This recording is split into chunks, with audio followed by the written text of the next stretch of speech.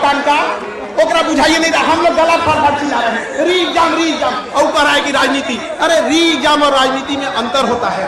हम लोग राजनीति पढ़ाने वाले हैं और जो लोग ये मजाक समझ रहे हैं ना, सरकार की परीक्षा है 2025 में, क्यों 4.5 लाख परिवारों को नाराज कर रहे हैं लोग। जय हिंद साथियों, जैसा कि आप जानते हैं हमारे हिंदुस्तान में राखी सावंत और दीपक कलाल उतना फेमस नहीं हुआ जितना कि 70वीं बीपीएससी परीक्षा हो गया। इसका रीजन आप जानते हैं, शुरू से जिस दिन से अनाउंसमेंट हुआ हर बार हर पॉइंट पर बीपीएससी फेल होता रहा। सबसे बड़ा बात कि बीपीएससी का नोटिफिकेशन से पहले ही बवाल मचा, जो कि आप जानते हैं कि सबसे बड़ा बवाल जो सबसे पहले फंसा था, जो पेच फंसा था और बवाल मचा था, इसका सबसे बड़ा कारण था कि नॉर्मलाइजेशन की बात। बाद में आनंद फानन में उसको कहा कि भाई हम तो ऐसा कुछ करवे नहीं किए थे। कई शिफ्ट में एग्जाम लेने की बात हुई, एग्जाम भी हुआ तो बापू परीक्षा सेंटर पर विवाद हुआ। आप सबका आरोप, विद्यार्थियों का आरोप लगातार लगता रहा कि कुछ बच्चों को क्वेश्चन दे दिया, कुछ को नहीं दिया, कुछ में हो रहा था, कुछ में नहीं हो रहा था। ग्रुप बना के भी लोग आंसर शीट भर रहे थे। इस तरीके से कई सारी विवाद हुई। बाद में इस एग्जाम सेंटर को कैंसिल किया गया, दोबारा एग्जाम हुआ और आज स्थिति यह है कि दोबारा फिर से शिक्षकों और छात्रों को उतरना पड़ा, जबकि लगातार आंदोलन करते रहे। कई छात्र जो है लाठियां खाए, कितने के सिर फूटे, लड़कियों को रोड पर घसीटा गया, वाटर कैनन का प्रयोग किया गया, डंडे से बेरहम तरीके से पीटा गया। इतना ही नहीं, लेकिन बड़े बड़े अधिकारी, बड़े बड़े नेता के कान तक इसकी आवाज नहीं पहुंची। अगर पहुंची भी तो कुछ लोगों ने आग उगलना शुरू कर दिया, किसके प्रति? जो पढ़ाने वाले शिक्षक हैं और जो पढ़ने वाले छात्र हैं उनके प्रति। और आज स्थिति यह है कि दोबारा आपके वो गुरु जिनको आज अपने कोचिंग संस्थान में खड़ा होकर बच्चों को शिक्षा देने की जरूरत थी, पढ़ाने की जरूरत थी, उनको भी रोड पर उतरने की जरूरत पड़ रहा है।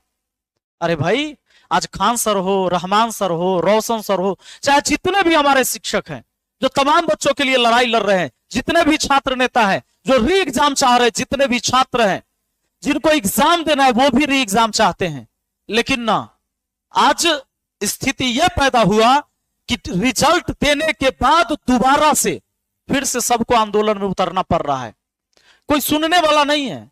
लेकिन भाई, बिहार का विद्यार्थी है, बिहार का शिक्षक है, इतने करप्शन बढ़ गए हैं तमाम ऊंचे लेवल के अधिकारियों के द्वारा।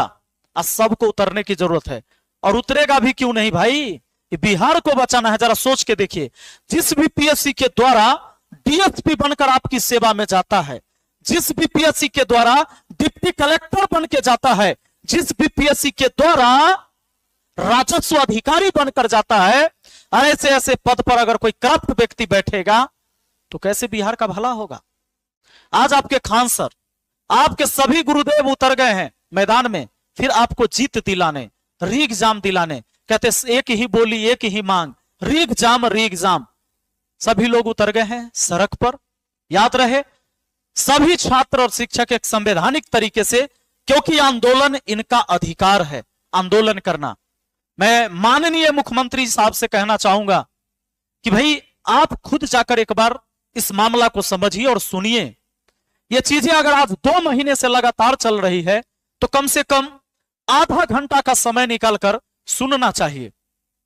विश्व के सर्वश्रेष्ठ एजुकेशनल चैनल में से खान सर हैं और ना जाने कितने आपके ऐसे शिक्षक हैं जिन्होंने बिहार की गरिमा को बचाया और बनाया है। आप चाहते हैं कि यह बुद्ध की धरती, यह महावीर की धरती का गुणगान पूरी दुनिया करे, तो भाई इन शिक्षकों को सड़क पर आने की जरूरत नहीं होना चाहिए। आपका काम है, आपका दायित्व है, इनको सुनिए, एक बार सुनिएगा। इनके सबूत आप तक नहीं पहुंच पा रहे हैं, जैसा कि खान सर भी आरोप लगा रहे हैं, तो एक बार सुनिए और समझिए।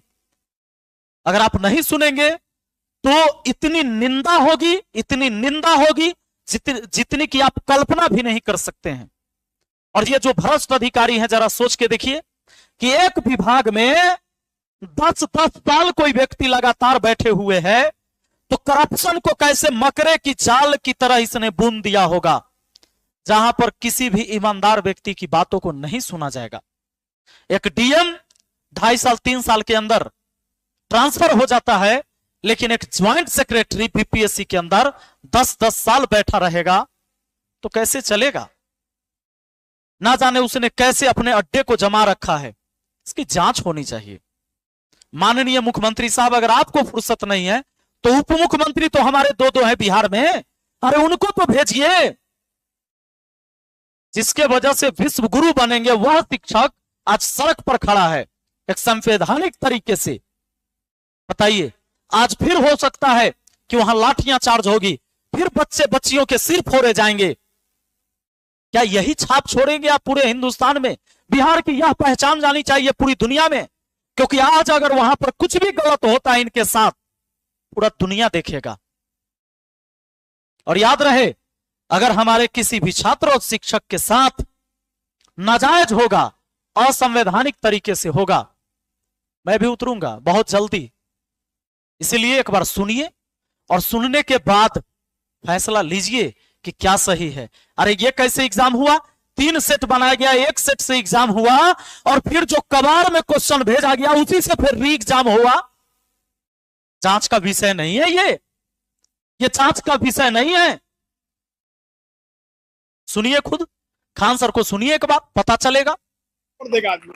तो हम ये सबूत खोज रहे थे, तो हम कहें कहां से चालू किया जाए इसको।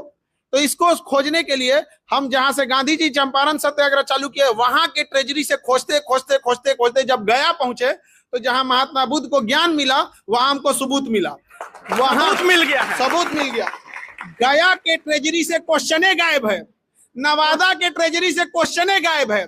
और जिस क्वेश्चन को कबाड़ और नीलामी में देना था, जिस क्वेश्चन को जब तक बिक ना जाए तब तक ट्रेजरी में रखना था, गया और नवादा के ट्रेजरी से गायब है। और 22 दिन के बाद 4 जनवरी को वही पेपर री एग्जाम में थमा दिए, जो दोबारा कैंसिल हुआ था उसको थमा दिया गया। इस कबाड़ वाले पेपर से री एग्जाम हुआ, कबाड़ वाले पेपर से री एग्जाम हुआ है। धन्य हमारा बिहार का बाप हो बाप बीपीएससी। अरे दादा हो दादा, बहुत बड़ा आरोप लगा रहे हैं, बहुत बड़ा आरोप लगा रहे हैं। तो आरोप भी कौन लगा रहा है ये भी देखिए। चप्पल घिस गया सबूत खोजते खोजते। अब हाईकोर्ट हम ही लोग के लिए फैसला सुनाएगा। अब साफ हो गया। अब तो ऐसा लगता है कि बस जाना है और री एग्जाम लेके आना है। अरे बाप हो बाप। मैं अपने मित्र खान सर से कहना चाहूंगा कि सर, आप अपने बच्चों के साथ जो अन्याय हो रहा है इसको न्याय दिलवा कर मानिए, और लगातार आप लगे हैं, न्याय आपको मिलेगा।